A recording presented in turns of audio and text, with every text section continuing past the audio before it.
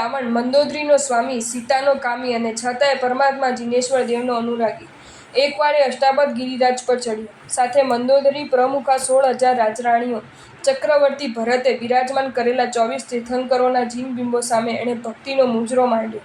મંદોદરીએ પણ પગે ઘૂંઘરું બાંધ્યા અને રાવણે હાથમાં તંબુરો લીધો અને ગીત સંગીતના સૂર છેડવા લાગ્યા. કરે મંદોદરી રાણી નાટક, રાવણ તંત બજાવે રે, રાવણ તંત બજાવે, માદલ વિના તાલ તંબુરો, પગરવ ઠમ ઠમાવે રે, પગરવ ઠમ ઠમકાવે. પ્રભુ ભક્તિમાં રાવણ તો એવો ગુંભાન બન્યો કે વીણા પર ફરતી આંગળીઓ ખ્યાલ ના રહ્યો અને એકાએક વીણાનો તાર તૂટ્યો અને એ ઝબક્યો.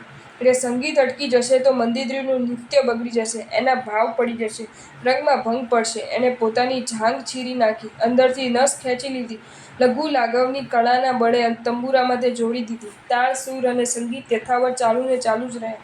કાર્ય એટલી ઝડપથી પતાવી દીધું કે નૃત્ય કરતી મંદોદરીને ખ્યાલ સુદ્ધા ના આવ્યો કે તંબુરાના તાર તૂટ્યા ક્યારે અને રસ સંધાયો ક્યારે.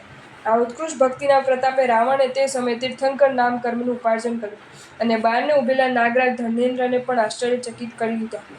કાળ ગંગાના ઘણા પાણી વહી જશે, ભવ પરંપરાઓનો છેડો દેખાવા લાગશે અને મહાવિદેશ ક્ષેત્રમાં એક દી એવો ઉગશે કે રાક્ષસ કુળ શિરતા જ રાવણ તીર્થંકર બનશે અને ઓલા સીતાજી એમના ગંધર બનશે. જો તમને આ વિડીયો ગમ્યો હોય તો આ વિડીયોને લાઇક કરો અને શેર કરો અને આવા જ નવા વિડીયો જોવા માટે જૈન ફેક્ટ્સ એન્ડ સ્ટોરીઝની ચેનલને સબસ્ક્રાઈબ કરો. ધન્યવાદ.